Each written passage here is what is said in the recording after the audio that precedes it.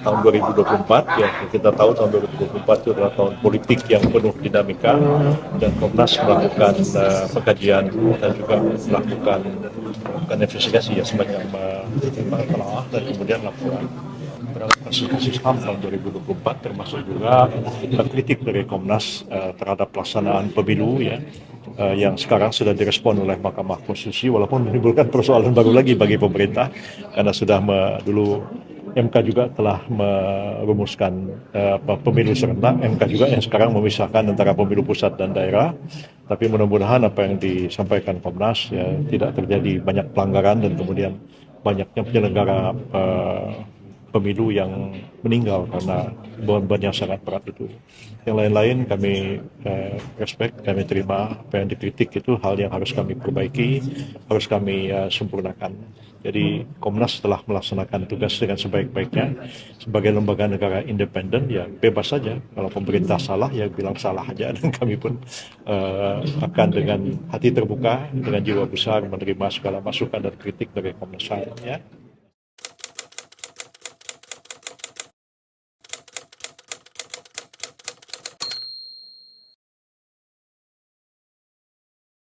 Ya, pemerintah kan nggak punya pilihan kalau segala sesuatu sudah diputuskan oleh Mahkamah Konstitusi. Karena MK itu kan putusnya final and binding ya. Jadi walaupun kadang-kadang pemerintah punya pikiran sendiri bagaimana menyelenggarakan pemilu yang betul-betul adil dan proporsional bagi semua pihak, karena pemerintah lah yang bekerja di lapangan sebenarnya. Walaupun KPU juga merupakan satu lembaga negara independen, tapi support dari pemerintah sangat mutlak untuk pelaksanaan pemilu yang jurdil itu. Dan sekarang sudah ada putusan Mahkamah Konstitusi untuk membagi pemilu pusat dan daerah. Kami harus ada beban kerja baru lagi ya. Sebelumnya sudah ada putusan bahwa pemilu kita tidak lagi ada threshold. Itu pun pemerintah belum selesai merumuskan undang-undangnya. Sekarang sudah muncul lagi putusan yang baru. Tapi sejauh itu menyangkut beban kerja para penyelenggara di lapangan, petugas KPPS dan lain-lain, yang tadi disarankan oleh Komnas bahwa perlu ada cek kesehatan terhadap para petugas pemilu, yang mungkin selama ini kita lalai dalam hal itu, sehingga malumlah kadang-kadang di desa itu mencari petugas KPPS pun nggak mudah juga kan, kadang-kadang ya siapa ustadz guru ngaji ya udah kita angkat aja begitu ya, karena perlu orang yang dikenal di kampung itu, kan tidak mudah merekrut orang di desa itu. Nah, ini menjadi perhatian kita bersama supaya tidak banyak korban meninggal lagi dalam pemilu seperti yang terjadi tahun yang lalu ya.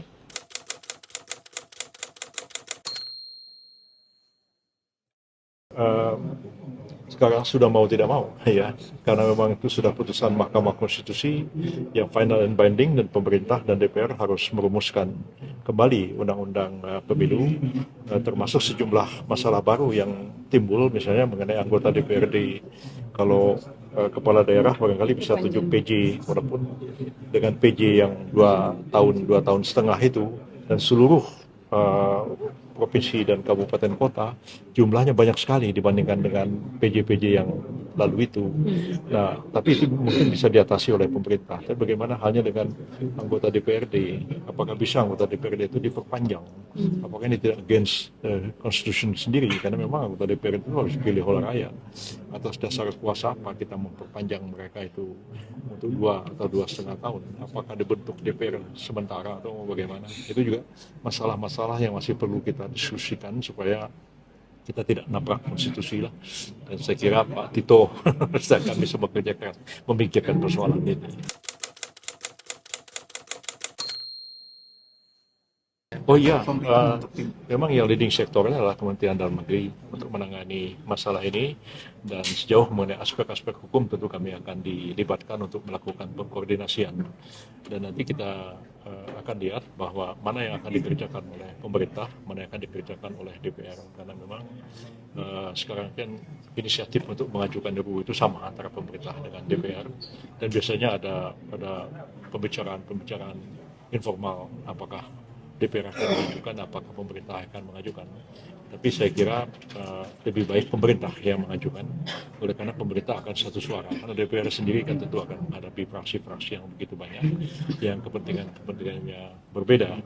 Tapi tentu kita ada deadline, karena tidak mungkin pemilu itu diundur. Karena kan masa jabatan presiden, wakil presiden itu beda dengan daerah. Kalau daerah bisa aja diperpanjang, tapi tidak ada lembaga apapun yang bisa memperpanjang masa jabatan presiden. Nggak ada. Ya, kalau dulu masih zaman awal Orde Baru, bisa ditunjuk pejabat presiden. Tapi kalau 5 tahun pemilu tidak bisa dilaksanakan, itu bisa muncul persoalan baru secara konstitusional, karena tidak ada MPR yang bisa memperpanjang masa jabatan presiden, dan juga tidak ada lembaga yang bisa menunjuk seorang pejabat presiden. Jadi tetap pemilu itu harus dilaksanakan tepat waktu, dalam waktu 5 tahun. Jadi soal bahwa pemilu kemudian dibagi dua dan ada penundaan terhadap pemilu daerah antara 2-2,5 tahun. Dan kalau kita baca pasal 22E UUD 45 kan tegas dikatakan pemilu dilaksanakan sekali 5 tahun. Nggak bisa ada tafsir lain itu. Ya kan? Dan pemilu itu untuk memilih anggota DPR, DPD, DPRD, presiden dan wakil presiden.